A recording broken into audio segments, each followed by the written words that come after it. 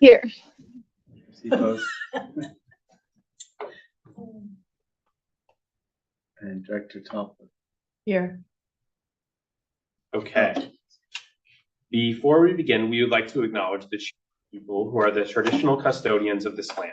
We pay our respects to the Chumash elders, past, present, and future, who call this place, Anascoyo, the land that Isla Vista sits upon, their home. We are proud to continue their tradition of coming together and growing as a community. We thank the Chumash community for their stewardship and support, and we look forward to strengthening our ties as we continue our relationship of mutual respect and understanding.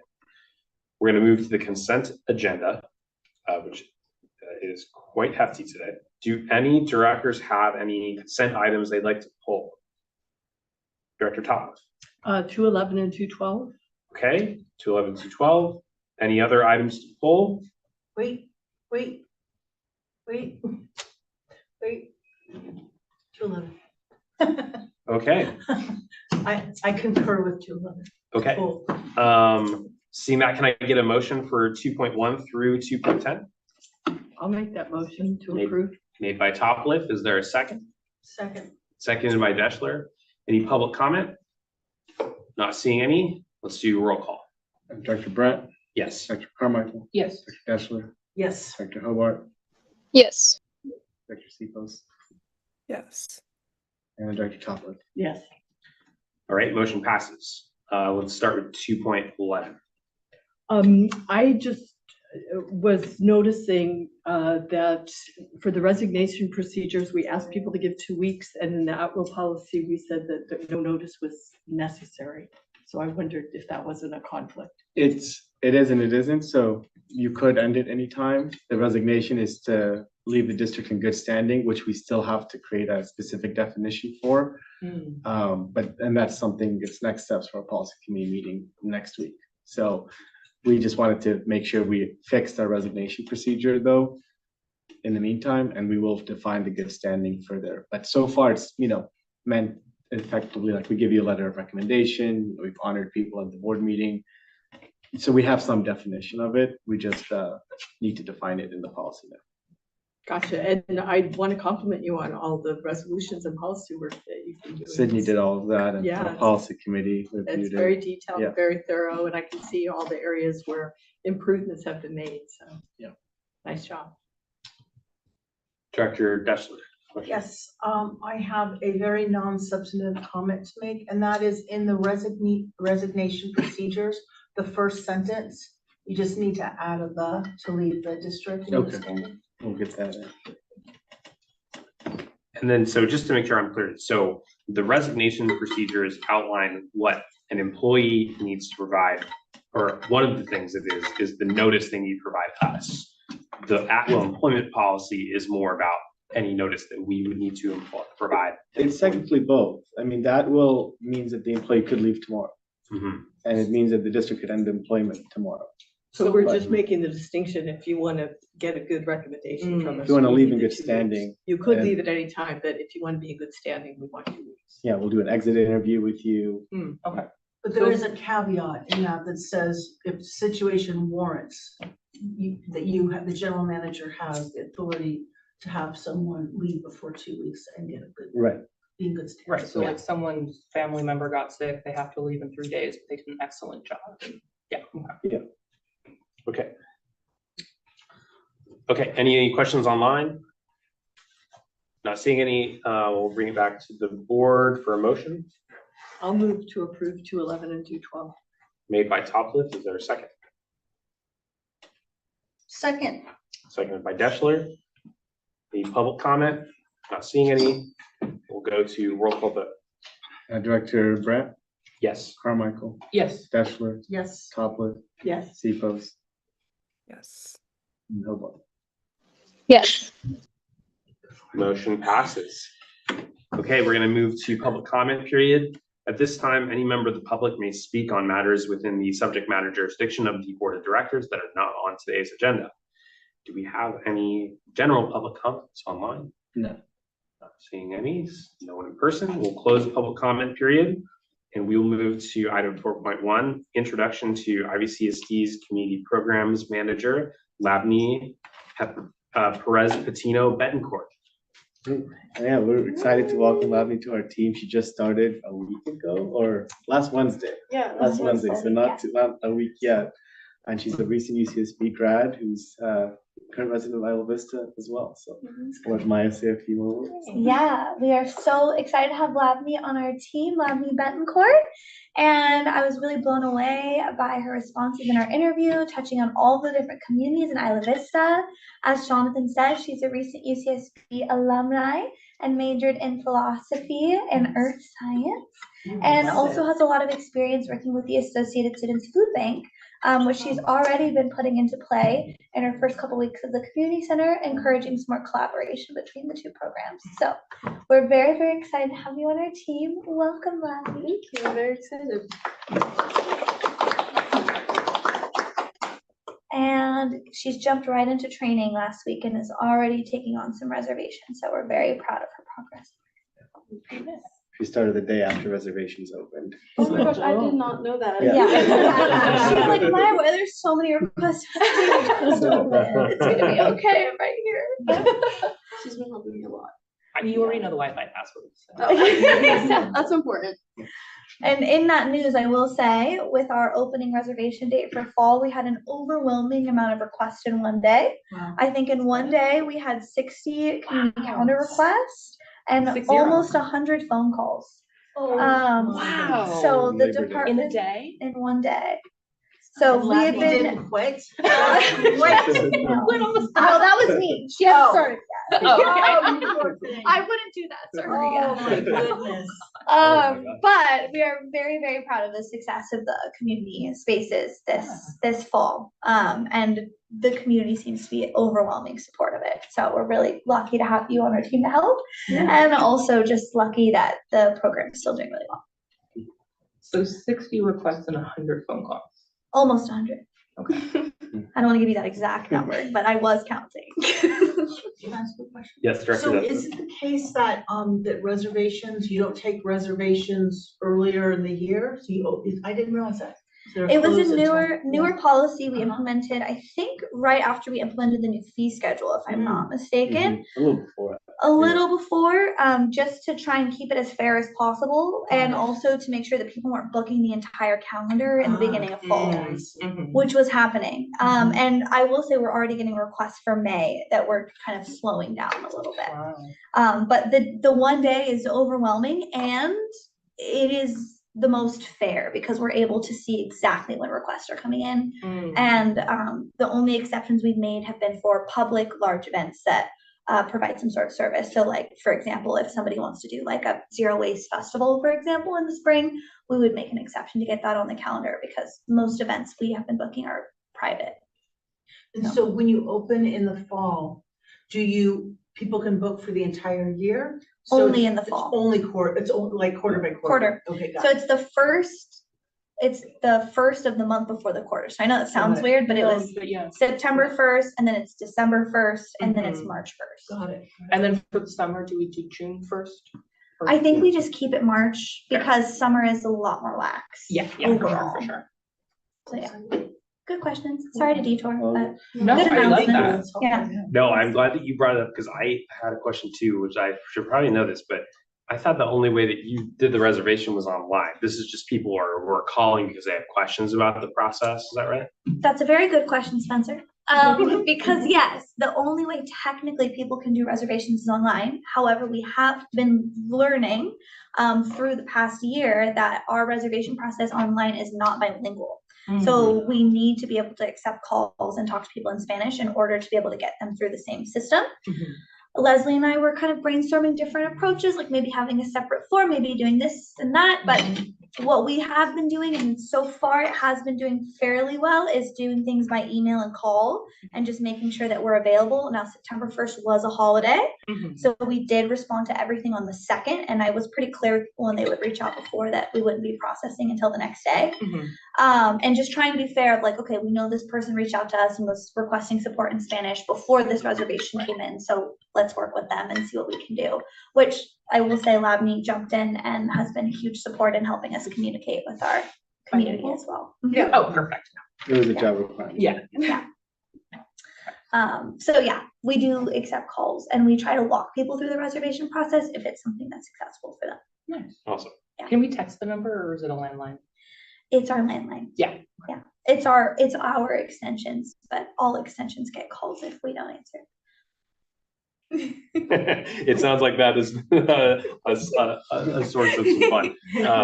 Well, I just really appreciate you guys and all your hard work during that time, and for you, Ladney, for jumping like straight into the fire of the request the first week. We're so excited to have you. Yeah. It's super nice to meet you. Yeah, very nice to meet you guys. Very And I excited. had, sorry, a last question. You said earth science and philosophy, so that was humanities and STEM, Well, I did a philosophy major and a earth science minor. but still, Yeah. I like that. I'm a very interdisciplinary person, so I'm happy that you live in Ivy. I'm happy that you did earth science, philosophy, interdisciplinary stuff. Okay, I'm very excited. Great addition to our team. I agree. Well, thank you again for joining us. So excited to be working together. Yeah, so am Do you I. have anything you want? Well, I wanted to add to the STEM part. I started as a bio major and then throughout my 4 years, I realized I wanted to do something different, and then Chem weeded me out as well. Super fair. So, Super fair. so I figured it out. I was gonna do philosophy as a minor, and then I majored in it. And then I was gonna do a linguistics double major, but then I had to learn another language, so I was like, Yeah. oh my gosh, no. And then I met some friends through the food bank, and I started the minor for earth science because I really want to do STEM again. Yeah. So I did that, and I'm hoping to maybe do some master in environmental science, something You should later do it on. here, Yeah, the Brens. Bren, yeah, Yeah. I would love to, but that's my calling.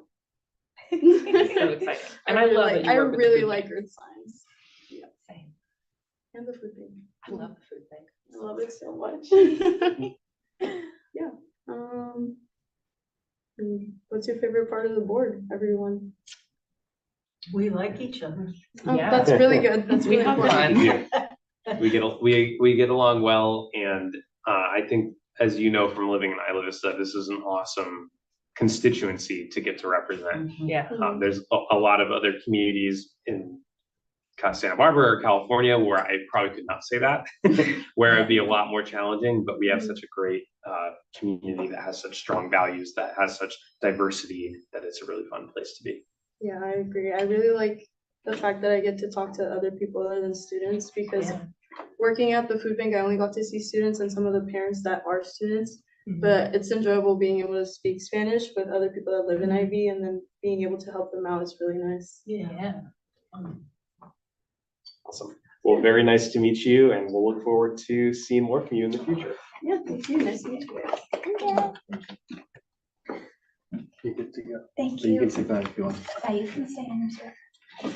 All right, Sorry. we're gonna I'll move sit in your to items 4.2, LAFCO sphere of influence adjustment to include UC Santa Barbara. Okay, so you've got a good staff report in here that Jamie prepared on what a sphere of influence is and why it matters and why we would want to make a decision on this. Some context, we submit every year a report to the Local Agency Formation Commission, and they ask us questions in the report. Some are very specific to our services, some are general, and some are about our organization and like how we want to organize Isla Vista. And so we've responded in our maybe like 5 at this point with different comments of organization. Some have been, we want to take over CSA 31, the lighting and sidewalk district. Some have been, we would like to expand our boundaries one day to include the UCSB campus. So LAFCO has, taken us up on the question this time. Essentially, we put it in multiple times, and now LAFCO is saying, well, there is a potential argument to expand your sphere of influence to the UCSB campus. And like it says in the staff report, it doesn't really change anything fundamentally. It's more of like a planning tool, is to say maybe in the future this will be part of the district. It doesn't mean it has to be, and it changes literally nothing, except by saying it acknowledges that there is a relationship between this area and our district, main boundaries. And so we have to respond to LAFCO. What you see attached in here is like their draft and then our edits to their draft that we're still submitting. But a lot of those edits are administrative or technical edits the staff is doing. The main edit is responding to this sphere of influence question. And it is our response is potentially, we're going to say at the minimum, what they're saying in here is maybe expand the sphere of influence to only include these 3 garden sites on campus. We don't actually operate at those garden sites anymore. And we never really operated there. We were dropping off excess waste that we couldn't manage. They were kind of like an offloading location, not an operational location. So I think there was maybe a small misunderstanding at that point. But we're going to clarify at the very least, no, it's not, we're not operating there. And we would want the fuller sphere of influence. And the argument that, Jamie and I and Sydney were talking about is something like a lot of the residents in that sphere of influence area use the services in the community services district boundaries. They are here Friday and Saturday nights, so there's safety stations. They might utilize all the events at the community center. They can rent it. They can attend the events. We have a lot of free events that, we know for a fact a lot of grad students who live at San Clemente come to our dancing class. That's something we just know. So there are people in the other side of the sphere of influence who do use our services. And so there is an argument that we might want to expand that way one day. And so that's what we're asking here. We don't have like a specific proposal. It's more, we'll respond to our MSR and we'll write it in a way that it says, if the board's direction is yes, try to adjust the sphere of influence, then we'll do that. And if not, we don't have to respond and we can just say no, thank you this year, maybe next year. And I think one last thing, I forgot to mention it, Jamie maybe can talk more about it. But one of the steps in here is to also start talking, because one of the LAFCO arguments is that you can't change the sphere of influence, or you shouldn't, maybe, because the borders are never going to change. Like, why would you change the sphere of influence if the government code, the law says we can't have UCSB campus in our borders? So we have talked about like what edits we might want to make to government code 61250. And so this staff report does say, okay, let's start putting that into our asks if we did get an ask to do legislation. And we didn't do the only, we talked about a bigger wholesale edit to our law. And so this might be one of the things. And that's it. So just to clarify, you said that the law doesn't allow us to include UCSB, that's DOS's assembly bill? Yeah. And so if in the future, some board wanted to include UCSB, they'd have to amend that assembly bill, the legislature. Yes. Okay. And then you'd have to go through the process Right. to actually change it. But yeah, you'd have to change that first. Okay. I have a question about how this practically works that is very timely, which is we have been pursuing parking regulation. We're working with the county and likely going to have a hearing, a special meeting next week to consider the agreement to have the authority to do street parking on county roads. But we have a couple of these properties that simply because of who they're owned by, they're not in our district boundaries. So am I correct that we will not be allowed to enforce parking at UCSB properties? So at Dublin's, in that commercial area, as well as the properties on El Colegio? Well, we would enforce the street parking, but those, not the private parking. but they're not in our property, in our service area. The parcel isn't, the street should be, it should still public sidewalk. I think the property line, like where it becomes private property, that's owned by the university, but the curb in front of Dublin's is owned by the county right away. So yeah, but how can the county give us authority if they're giving us the authority to do the enforcement and those areas aren't in our district? It is in the district. Only the private property line, which doesn't count the public curb and sidewalk, is in the UCSB boundaries. So do we, when we do trash pickup and things like that, do we pick up trash at on those properties? Not on the properties. We don't clean anyone's private property. We don't go on the property. Okay. We only deal with private property if it's impacting public property directly, like a major trash spill that's on both. You can't only clean up like that. or something, or graffiti that is like directly bordering public property that's on private property, we'd clean that, but we don't go into anyone's private property ever. Okay. Director Dashner. I wanted to ask, you have, let's see, there, in the documents, there's something that says K, and then Isla Vista Community Services District. Is that something that was prepared for LAFCO? It was prepared by LAFCO. That was prepared like, okay, Yeah, got so it. that's the Okay, document that thank they prepared, and then there's one where we're making edits to it. Okay, so I was trying to get a good map, and so I was looking at the map that's in this document, Yeah, and the purple one. yeah, yeah, it's funny because it says study area red, yet I don't see, oh, wait a minute. Okay, I see it now. I should have made my screen bigger. Okay, what I wanted to know is underneath the figure K2, Yeah, there's an area, I just want to know how far back the sphere goes. I think would be, it's this, would include the Sierra Madre, all that area back there? yeah, what we've suggested is the whole territory south of the city of Goleta, which is the That's campus. okay. So- yeah, and actually LAFCO described it in a way that I never thought to describe it, that I enjoy, is there's the old Isla Vista census designated place, and there's the new one. So the new one is just IV box. Mhm. The old one is the campus and the box. So we're asking to have the full old census designated place. Interesting. That's how LAFCO ended up framing it, but it's a good way to frame it because, yeah, 15 years ago, the federal government considered the campus and IV one place. Right, and so when we saw the census numbers, they were always more than the box. Yeah. But we always had to kind of extrapolate what was in those others. Right. The reason I bring it up is because underneath that figure K2 is a new property that's now being populated by a number of people, and it's called the Cove. And I just think that's county. It's county, yes, we confirmed But that I today. think that if it would include all the areas that are south of City of Goleta, so would include the would. county as well. Yeah. Perfect. Thank you. So this would take into account all of UCSD property. Yeah, everything south of the city of Goleta, I guess, if they own anything elsewhere, not that, but yeah. Okay. Can we pull up I'm just looking at a map of the 2010 census designated place and want to make sure we have this right. Because I think from what I'm looking at, it does not include Sierra Madre. It does not include the Cove.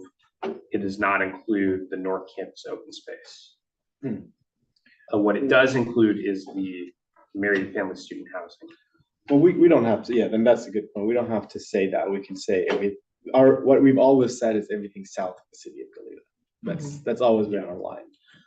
I have another question. Is it possible that and this might be a Jamie question, is it possible that two entities can have a one area in their sphere of influence? So for example, my understanding is that City of Goleta has some area outside the City of Goleta in its sphere of influence. Oh, yeah, good So question. it's south of City of Goleta, and if we're saying Isla Vista CSD would be south of Goleta, I think that there's going to be joint sphere of influence. Yeah, I don't know the answer. Yes. Can you?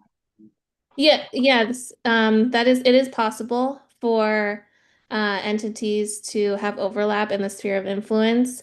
And when that happens, LAFCO usually does a determination of who provides what services. So that way, property owners have clarity on who is providing what. It's particularly like when you're talking about water rights or, property utilities, things like that. So in this case, with IVCSD and with City of Goleta, neither is providing water services to that It area. might be a different service, whatever service. okay. Yeah, whatever. Yeah. Weird Well, to I'm just saying that usually becomes an issue when you're dealing with multiple utilities on one property. But it can be any service. Okay, got it. Yeah.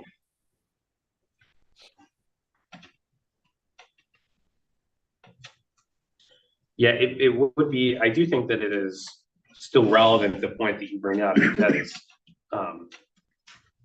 Jamie, can two cities have sphere of influences that overlap?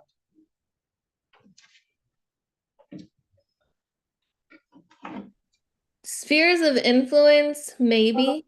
Boundaries, no, they cannot. So remember, the purpose of the sphere of influence is the probable boundaries of the jurisdiction in the future. So if there is like a portion of unincorporated county hanging out there and two cities are right next to each other that kind of overlap in that area, it is possible for them to have spheres of influence over the same area, but their boundaries would not cover that area unless and until LAFCO made a determination on who could serve them and would be better fit to serve that area. Okay, thank you.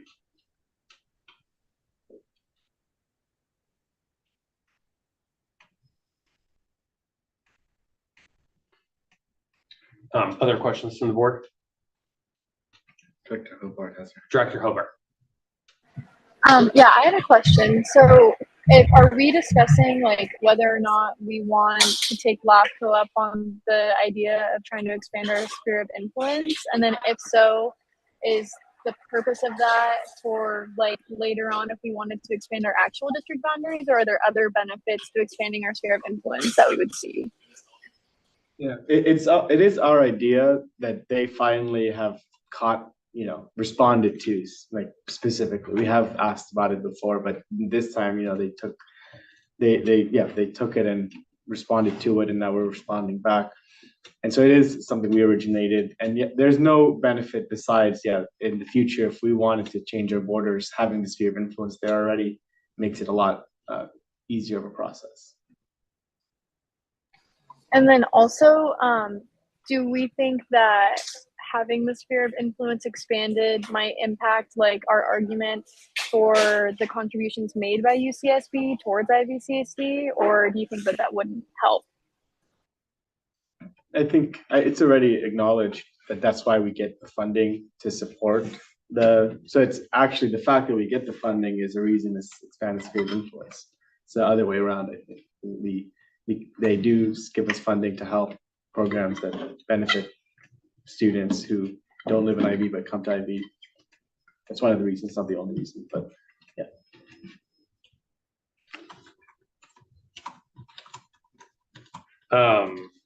So it sounds like there's two questions here, or I guess the way that I'm thinking about it is there's two questions. There's a question of whether to ask to include the UCSB properties in the sphere of influence. There's also the question of whether to ask to include other private properties, such as the Cove, that are not in the city of Goleta, that are not UCSB properties. And if those properties were at a future date in our boundaries, they would be subject to the tax. Is that correct? They would be. They're in our boundary. And they could vote and run for the board. Yeah. And the Cove does market themselves as Isla Vista, very specifically, even though it's where it is. They say they're Isla Vista and then their mailing address is Santa Barbara. I mean, it's crazy. We need our own zip code. Yeah, No, we're it's keeping our zip code. It's quite the thing. Okay, any thought, or maybe I should, any public comment online on this? No. Okay. Any thoughts from the board? I don't really see a downside to it, and it makes sense that we would acknowledge this, and the more we acknowledge it in official documents, I think the better portfolio we have of materials for whatever conversation comes up. Right. Yeah. Whatever type of what comes up? I just said whatever, the better portfolio we have for whatever conversation comes up in the future. Just this is one of the things in the official record. Yeah.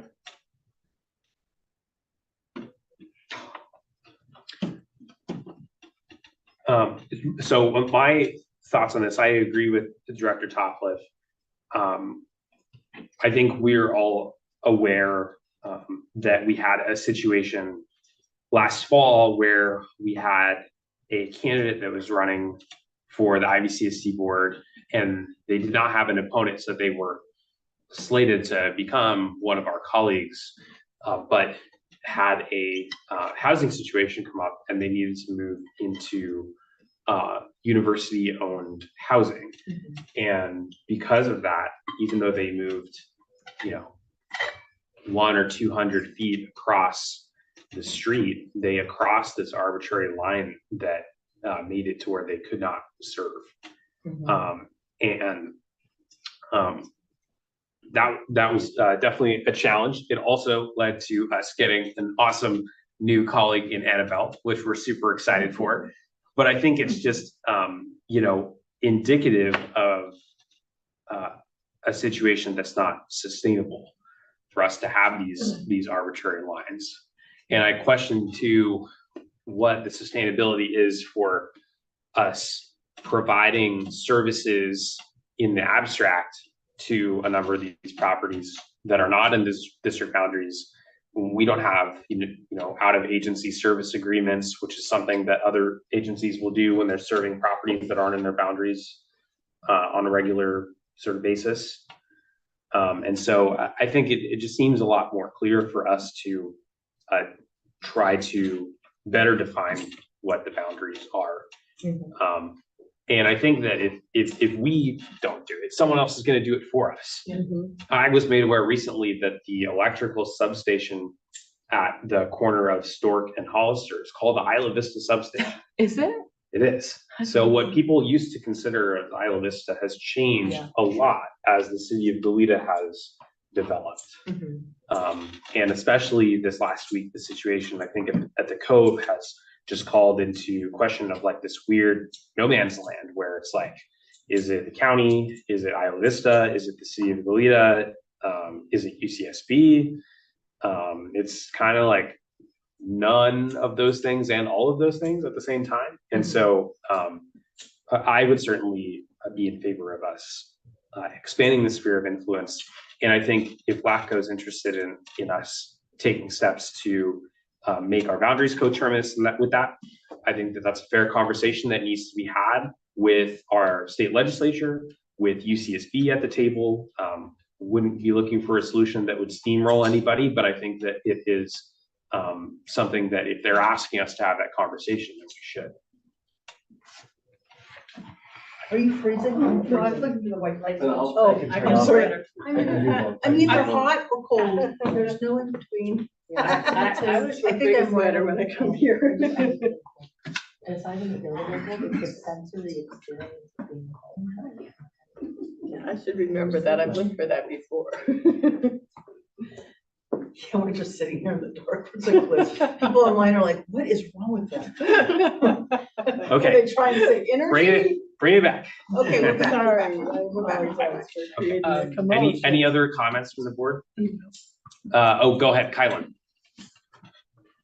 I just wanted clarification. So, if we were to expand our sphere of influence, that doesn't change who can run for the board or the tax. That's only going to change if after doing that, we expand the district's boundaries, correct? Right. And usually, but Okay. this is usually a necessary step. Like functionally, it does not. Nothing changes. Yeah, nothing will change. You can change the sphere of influence for 100 years, nothing, you can keep it the same and nothing will change. But it is important, and it's something that governments do. I mean, the Yeah. city of Goleta recently expanded their sphere of influence, I understand, to include I believe they were considering both the Glen Annie area and this North Campus Open Space Cove area. Yeah, I mean, I agree with everything Director Brandt has said. Just anecdotally speaking with people, everyone I have spoken to has just assumed that grad student housing and family student housing is just Isla Vista, and they're surprised to learn that it isn't. And also, with like Devs and Sands Beach, people assume that it is. So I just think it makes good logical sense, and everything you said help us out. to expand self-governance if that's what the community wants to do. Thank you for those comments. Any other comments from the board? Oh, Director Dash. I'm gonna abstain from this, just because I think that these conversations where we're talking about the relationship between the university and Isla Vista need a little bit deeper dive. I personally think the sphere of influence is an important policy tool for entities as they look to the services that they provide. I think it's just about good government. And I also do hear what you're saying, Spencer, about if the IVCSD doesn't take these steps, other entities are going to take these steps, and it's important that we as the districts take a stand. So I'm on a personal level, I'm very supportive, but because I haven't gotten feedback from people at the campus, I feel like it's important for me to abstain. Thank you for those comments. Any other thoughts online? The board? Okay, well then I think we should consider a motion. This, can I clarify the staff recommendation is for the census designated place? Yeah, you could just say, let's edit that and then approve the staff recommendation, because it has some other things in there too. The historic census. So we would be looking for the historic census designated place plus, it sounds like the Cove.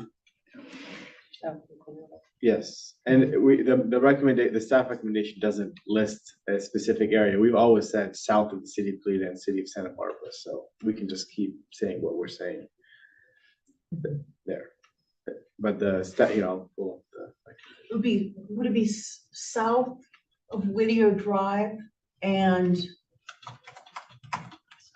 west of Stork? Yeah, that's why we came up with that line earlier, because Okay. it's the simplest way to say it because of all the streets and everything. So Yeah. Okay. I think actually looking at the boundaries, I favor your suggestion, Jonathan. South of the city of Goleta. South of the city of Goleta and the city of Santa Barbara. well, this San Barbara was in the airport. Can't take over there. No. That's not what I intend to do. We should try. It's a Good call. Here's so yeah, it's not like specific in there, but it is what already is what we've said in our MSR. So we just respond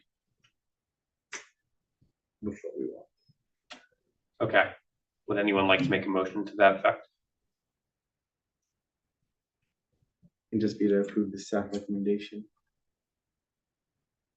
I move that we approve the staff recommendation that we increase our sphere of influence to cover the territory south of the cities of Goleta and Santa Barbara. Okay, there's been a motion by Topliff. Is there a second? I'll second the motion. Seconded by Carmichael.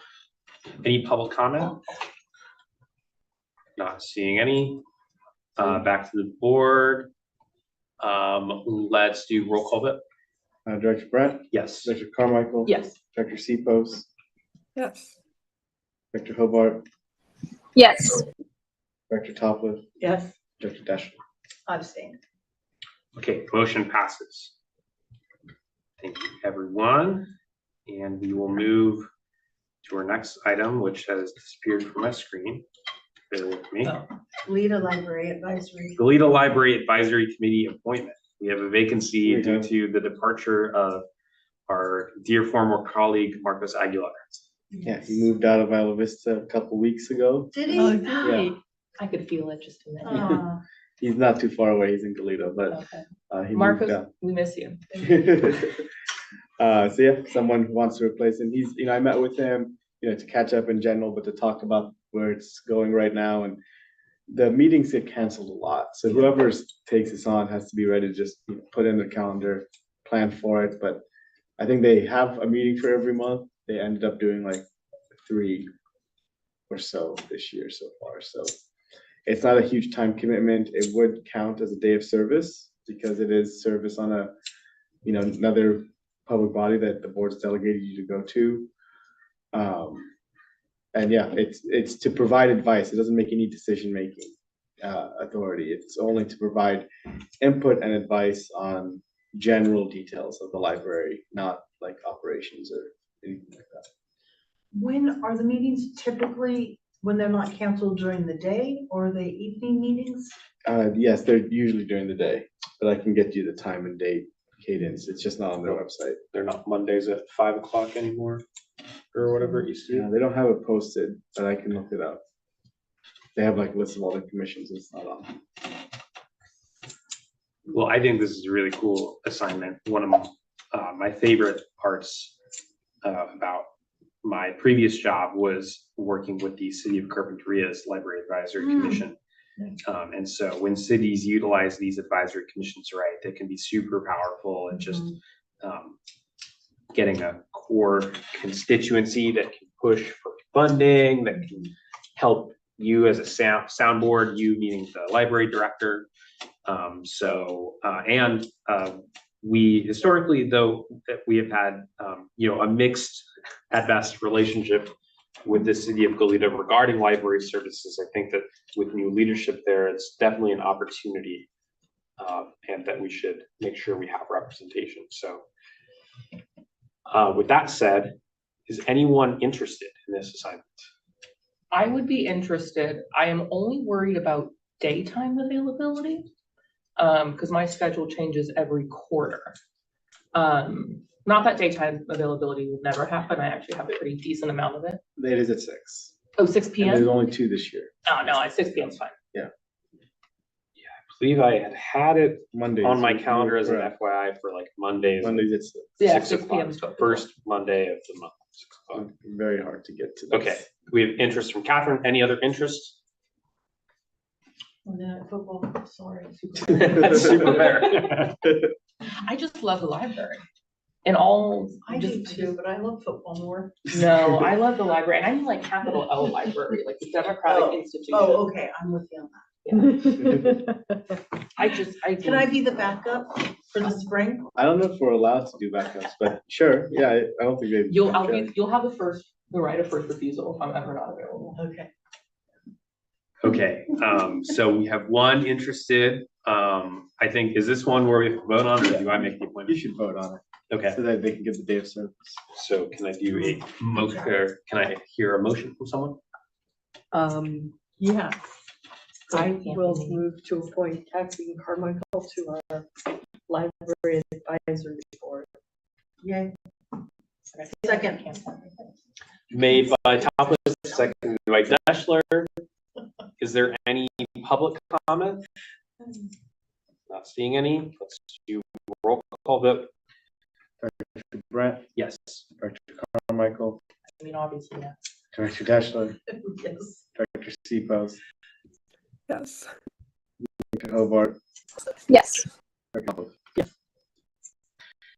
Okay, motion passes. Congratulations. Library Commissioner Carmichael. Thank you. No, I actually love the library. Unhealthy amounts. But that's not. Deep offline about all Yeah. trials and tribulations. If it was only about the library. It would be great. Yeah. I love the library. Notice I mentioned the city of Carpenter. Okay, so we're gonna move now to items that say report. Anything you want to open up with? You want to just Yes, go. we have the meeting myself and Director Carmel were in attendance. The biggest discussion that we had was number one, emergency communication. So a couple of things. The first is that there is a way for non-UCSD affiliates to receive findings if they coordinate with someone who does receive timely warnings. That account can apply. So for members of the community, I wonder something we can help publicize this to one president. They one more that is UCSD affiliate that they announce as a I will say that it's still not a super satisfying answer. It is something that it would be easier for the parent of the student that lives hundreds or thousands of miles away to get these timely warnings, but I can't get them because I'm not a UCSD affiliate. That is neither here nor there. We're happy that we got that piece of information because I did not know that. And then we had a presentation from Maya about sexual assault prevention and resources that I thought was really good. It's very good. Really, I think highlights all the work that there is for us to do on prevention. This was before we had the two sexual assault incidents that have been publicized by law enforcement recently. But I think even more now, more than ever, that we've seen those incidents happen where law enforcement is coming to the community and asking for help with these investigations because they believe that there were witnesses. Really just brings to mind to me that bystander intervention is something that could potentially make a major difference when it comes to prevention. And I do have to, just as a side note, give law enforcement and sheriff's office kudos and thank them for doing what they can to try to publicize those incidents and asking the community for help. I think that that's important and probably something that wouldn't have happened back in the day for them to actually try to work with the community and rely on those eyewitness testimonies. We spoke about Deltopia. And I think that there's going to continue to be discussions about the right way forward. What I shared was a lot of information that I've started to glean from the city of San Luis Obispo, who I think is doing a really excellent job. They partnered with their student body, with their IFC fraternity council, with their PANHEL, with their Associated Students government to get buy-in for a deal that was increased fines in the residential area for parties and a major on-campus concert that had a Grammy-nominated headliner and a beer garden. And I don't think that we're quite there in terms of buy-in on that strategy for with our safety partners. We're going to keep pushing for it. I will say though, in my conversation with the city of San Luis Obispo, it's expensive. I mean, they spent over $2 million. Yeah. So, you know, I think that it really highlights though that whatever we have been doing for Deltopia, obviously it's not working. We've seen more out of towners than ever before. And so I think that, you know, it's a call for us to, you know, if we really do want to try to go to the proven methods that are working, then it's going to require that funding to come from somewhere. I don't know where that is. So maybe that's a Debbie Downer way to end it on, but do you have any other things you want to add? No, that was a really good summary. The only other thing I wanted to add that stuck out to me about the emergency communication in the whole county and IV, I know that like we have had, you know, long time had trouble with trying to get emergency notifications with UCSB, and that's a whole other thing. The supervisor Caps, who was there, actually brought up a really interesting point that only 14% of the county is signed up for the Santa Barbara County Ready emergency notifications. That's, you know, important just for, it's obviously just good sense to be signed up for emergency notifications, but also we all remember, was it 2 months ago, 911 was down for like 24 hours or something? And SBC Ready was one, like still was working. So only 14% of the county, you know, that's really low. And I think that if we had some sort of education push, you know, either just a little like section in our, you know, pamphlets that we already put for move-in or the stuff that we already have with the university, that's just like, hey, sign up for SBC Ready notifications, you know, like obviously super low hanging fruit. But it's, I think it's a decently easy ask and, you know, might have some positive effects. Yeah, that's a really good point. I know we all remember some of the natural disasters that have affected us. The Thomas fire is the first one that comes to my mind, and how crucial Ready SBC was during that time too. So I think that it's a great idea to incorporate that into our Can I ask a question about, can I ask a question? It's like, okay, here it comes. So first of all, I'll have to say that it's not the university's responsibility to provide notification in ILVISTA.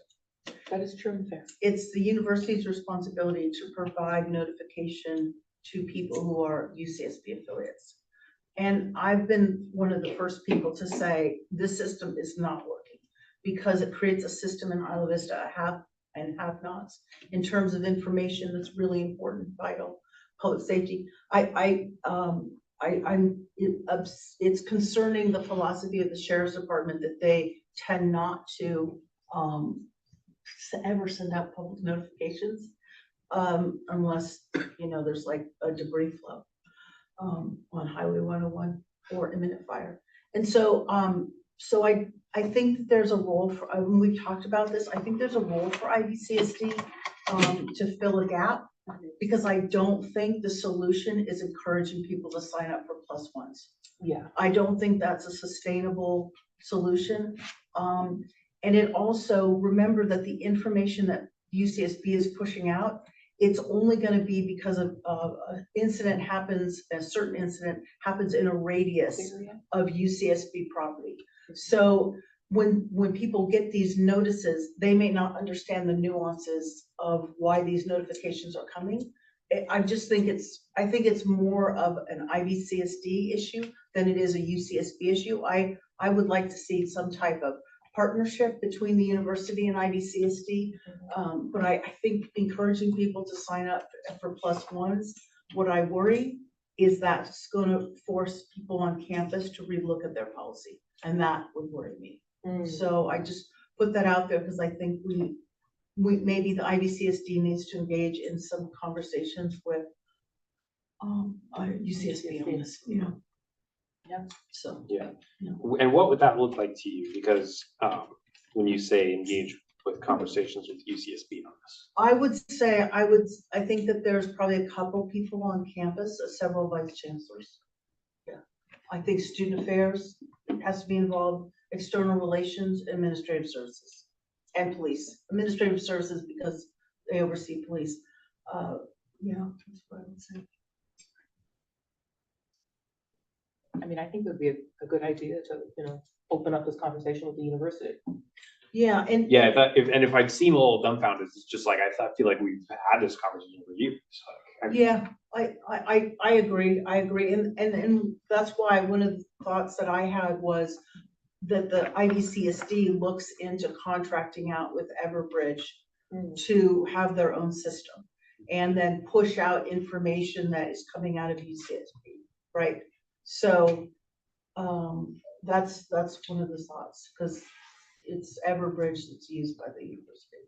It's a very small amount of people that would necessarily, but I don't know. Yeah, I mean, I think, you know,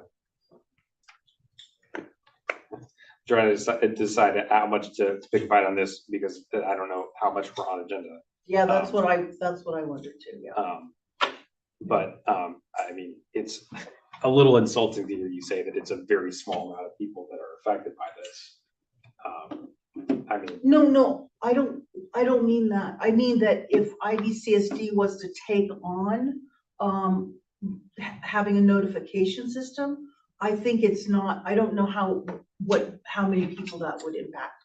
Because I mean, you maybe 20,000, right? That's what I'm saying.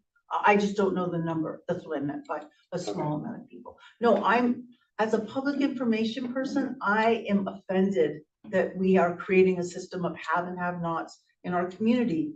And I am one of the ones that pushes out these alerts to my colleagues at 2 a.m. So I don't like it. I can tell you that.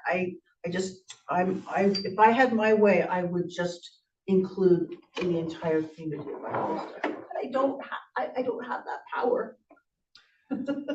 I think one thing that has come to light too on the sheriff's office, because they do release out events. There was the incident just last week at the elementary school, right, with the person who was barricaded inside a car, and they did push out the alerts, but they were pushed out through Twitter or now referred to as X, and Yeah. that website has gotten a lot more difficult to access recently without an account. So I think maybe some conversation, it's a good thing to inject into future conversations is an encouragement to the sheriff's office to diversify communications. I have X on my phone with notifications turned on for all of our local PIOs for this reason in particular.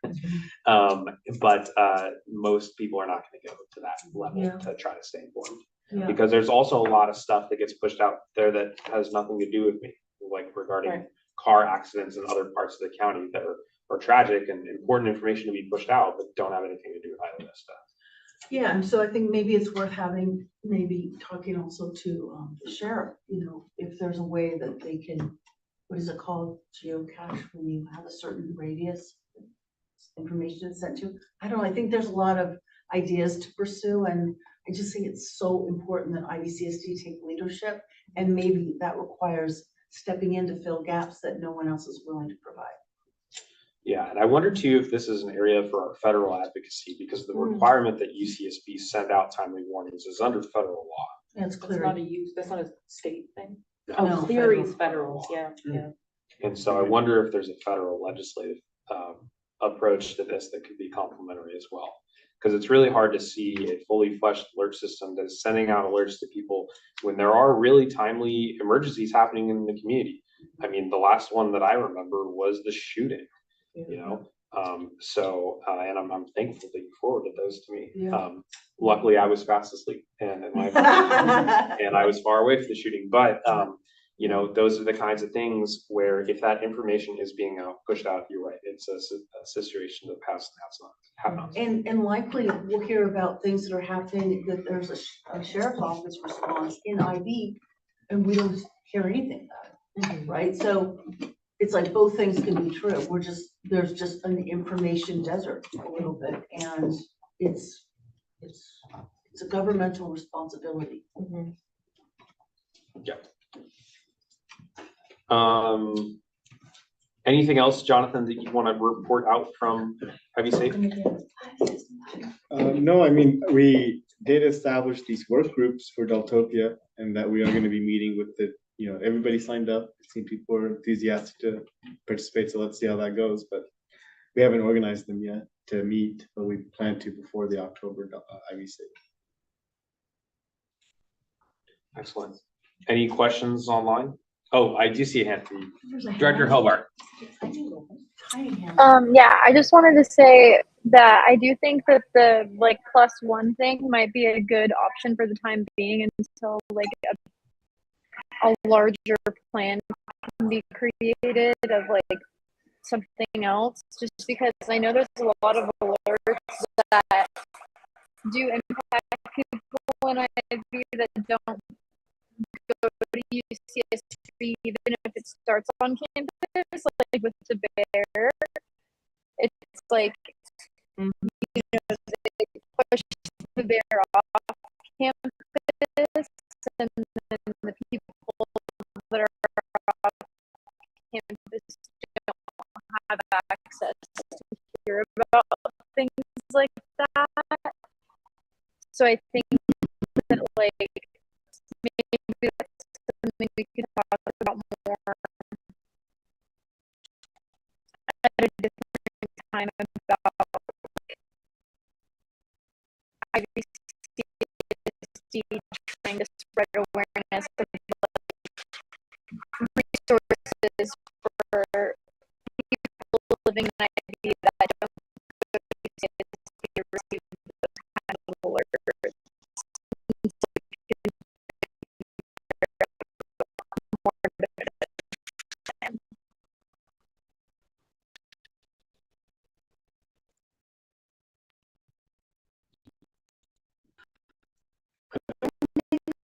Suggestion at the next IVC meeting that we made to I mean, it's right here, and you said just might not get a slower to put a little bit back to this. Yeah.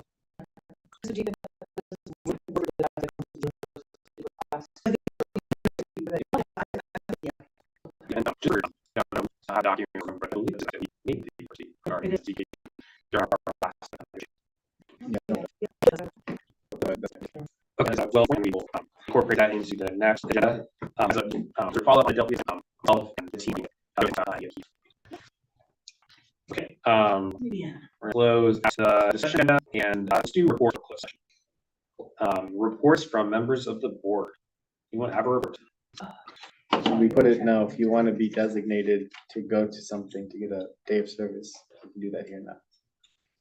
Because it needs to be voted on. Like if you want to go to the county board to represent on a specific issue, Okay. for example. Well, on that note, I'll give the report from what I did that earlier today, which is that I was at the Board of Supervisors in relation to the Mission Isla Vista project housing appeal that happened today. The appellants of the project, who were Isla Vista residents, appealed the project on the basis of parking, and so there's a lot of discussion about parking, about our program.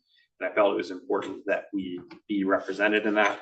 My comments were focused around myself and Director Carmichaels, who also intends to do an awesome job. Our comments were focused around what the parking program that we're proposing is, how it would work, and that we are ready to go. And that we made a request to the county for the delegation of authority and the funding. I think it was well received.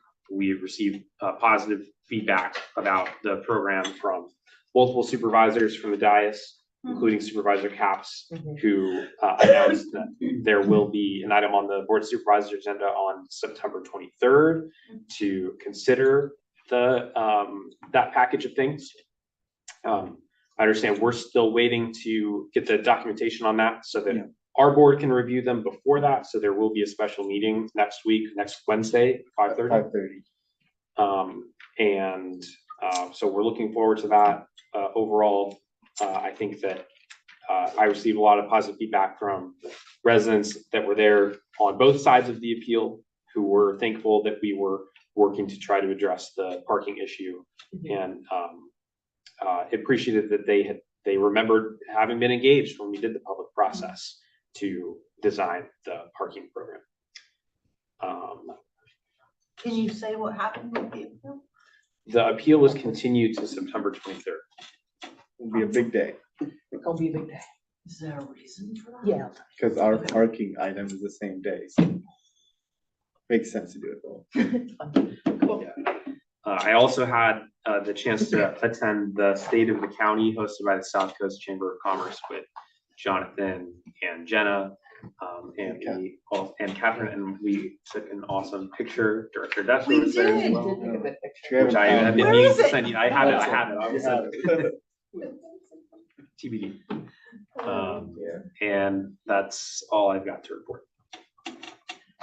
Oh, I'm sorry, I'm I freezing. turned it off. I am. Just lingered.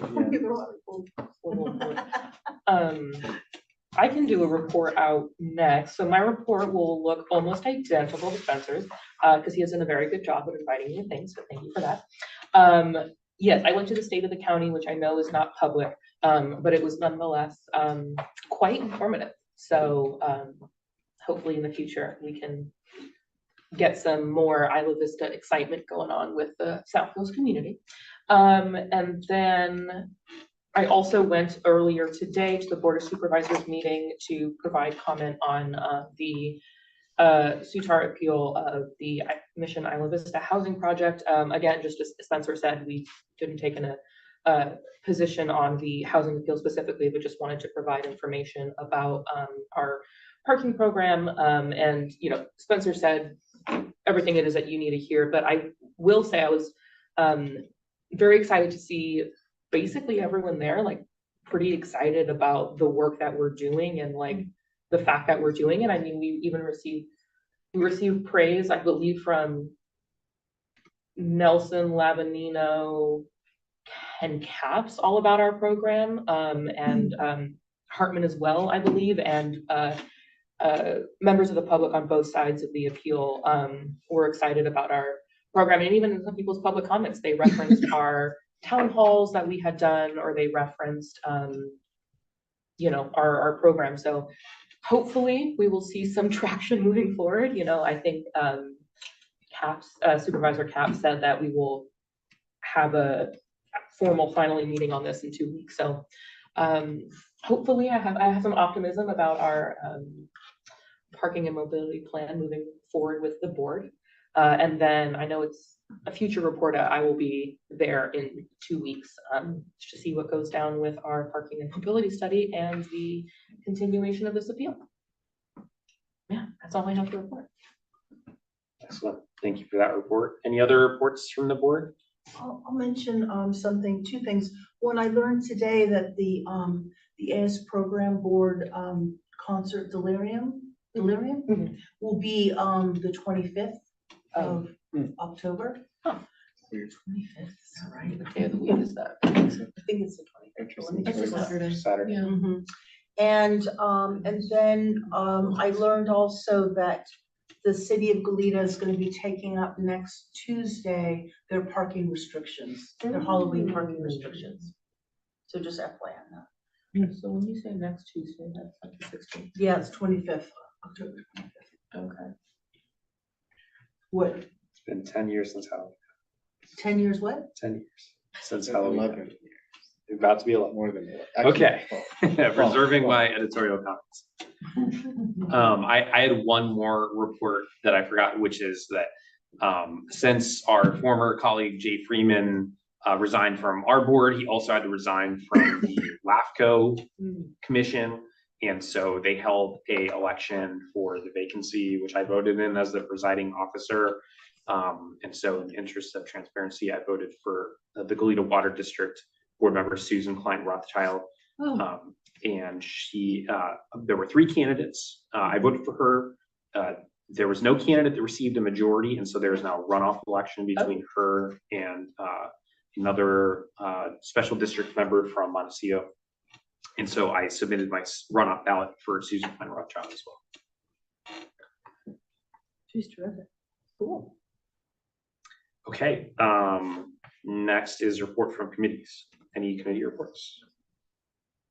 New policy. Policy committee next week again. So See that? Great work. Report from district council. Just a quick one. Thanks, Spencer. So I think you all know by now that my maternity leave is approaching very quickly. I still have to figure out the exact date with my doctor, but I just wanted to give you all a heads up that there is a very real possibility I will not be here on September 23rd. So I have a team of colleagues, Alyssa and Adrian, who are ready and willing to step in and will be with you guys for the rest of the year. So we're going to meet with Jonathan and Spencer, get them up to speed on future agenda items, and then they'll be ready to roll. Exciting. Yeah. Excellent. Thank you for the update, Jamie, and we wish you and your family and your future family all the health and love in the world. You're going to meet your baby soon. That's And very easy exciting. I'm hoping for an easy labor. Yeah. Yes, me too. Thank you. Okay, report from general manager. all right. Pull that up. Where did we go? 1 second. Close it while I was looking for our other things. So our move in sale is next week, September 15th and 16th at the community center. The applications for the community ambassador program, which is how you can volunteer with IVCSD, is open right now to sign up to the end of the month. And thank you to the board for signing up for all the tabling opportunities coming up. So we don't have volunteers right now, so you guys are helping fill in that gap. We have a lot of new survivor resources about to be launched. The budget we approved at the last meeting, we're starting to put it to use. And Maya's been doing a lot of headway in getting the information we need for that flow chart of how you go through the system as a survivor. So she's met with the DA's office. It's going to meet with the law enforcement soon, but we're getting the full picture of what someone goes through so we can communicate She's that. meeting with Karen. Yeah, we've met with them. The mediation program, huge utilization rate. I mean, it's just every day we're getting something, which is, what we've For the always housing wanted. and rental. Housing and Almost every mediation. day. Pretty much, not every day, but often, like almost every day, we're getting something, a Wow. legal advice request or mediation. So Wow. that's been going good. And you heard about the rentals today from Maya, so you got those numbers. And there's just a lot of new programming and events, that we put on that are coming soon. And we do have dates for the construction projects at the community center. Well, not exact dates yet, but we know it's going to be November, December during our slow periods to do the floor for the center, finally coming, which is like I don't remember the word, but it's like concrete, but it's not concrete. It's gonna look, but it's gonna be good. And then the path of travel from the patio to the clinic, so you can now walk between the two easily. So those are both happening in December. They're pretty much scheduled and designed and done and ready to go. So that's good. And then we have a lot of conferences coming up. So me and Maya and Sydney are going to UCLA in a couple of weeks because they just launched a parking center and they're having a kickoff event about people in the parking industry and talk about Donald Shoup, who wrote the book about parking. So we're going there, and then Jenna will be at the same time in Fresno at the mobility conference. So we're doing both parking and transportation conferences the same day. And it's been said, September 23rd, we're going to the Board of Supervisors to get the loan and delegation of authority. And we're also still meeting and doing a lot of program design and meeting with cities and other jurisdictions and companies to figure out what we need to do. It's a lot simpler than we thought. I'll just say that. Or maybe we're just learning so much that it now seems simpler, but I think it's looking good. We also learned today during the hearing that we're on the long range work plan to get our master plan approved. And I think there's a lot, I think we've done so much good work and goodwill to get more attention, I think. So Is that planning? Planning department, yeah. And Lisa Plowman said it in her comments that we are on the work plan to update the master plan. Now, we don't know when and where on the work plan we are, but to be on is actually an accomplishment. So that's good. In the master plan before, the big hang up was Parking. it devolved over parking. So yeah, I see what you're saying. Yeah. Because of the work that the board has done, that the district's done, it might make it easier for them to get that approved. That was the whole game plan the whole time. Fascinating. Oh, those many years ago. Yeah. And those are my main updates. And obviously we've had lots of new staff come in, and we have a vacant position right now that we're working on potentially putting back out. So we are in lots of transition mode and hiring our new interns and all that. So lots of That's change. great. I have a question to ask. For the people that live in Isla Vista now, are you sensing that there's a good number of UCSB students back? Yeah. So There's that's definitely why. people back. Yeah. What's that? There's definitely people, a lot of Yeah, people back. Yeah. So that's why you're seeing a ramp up of like hiring interns and that kind of thing. Yeah. Yeah. And like the mediation program, we've seen a lot of, new roommate issues or, not being able to execute a lease. Like they signed the lease, but now can't come anymore. So what do you do? Like, how do you get out of the lease and stuff like that? So yeah, move-in related, lots of move-in related things. And I have seen the mattresses on the ground too. Yeah. Fast moving is happening. It never ends, the move out almost. So we have been keeping more of an eye on it, but we are down one vacant staff position right now. So I mean, all the athletes have come back. Because I don't see how starts with no response. Any other questions for Jonathan? Okay, seeing none, we'll end reports and we're going to move back to section 5, closed section. This is general manager evaluation authorized under government code 54957B1. So with that, we are adjourned to closed session. can we put the YouTube?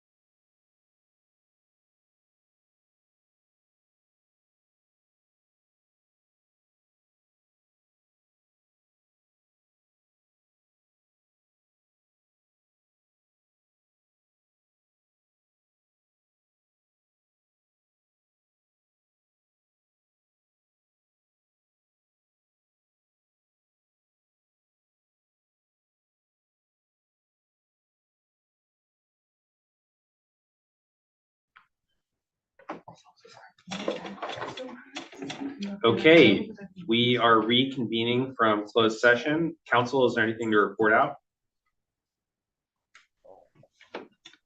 No, the board met in closed session under item 5.1, general manager evaluation pursuant to government code section 54957B1. Discussion was had, no direction given, no reportable action taken. Thank you very much. The next regular meeting of the Board of Directors will take place on September 23rd at 6 p.m. However, there will be a special meeting scheduled of the Board of Directors on Wednesday, September 15th, at 5:30. Sorry, 17th. I don't know what I'm saying. 5:30. Wednesday, September 17th at 5:30 p.m. Yes. Just so that the board is aware, I will not be present for that meeting, or if I am present, which is unlikely, I would be on Zoom. So I'm going to coordinate with Vice President a lot in terms of chairing the meeting. And that is a crucial one because we'll be real tight up against the quorum, just so everybody knows. So you may be unavailable on the 17th or 24th. I am unavailable on the 17th. But Director, we have 4 in person. Pretty sure. I'll be in person as well. There we go. Oh. I don't know if I mentioned that. Okay, awesome. Yay. Looking forward to seeing everyone. Okay, thanks everyone. We are adjourned. Thank you. Good job. Good night. Everyone. Oh, this is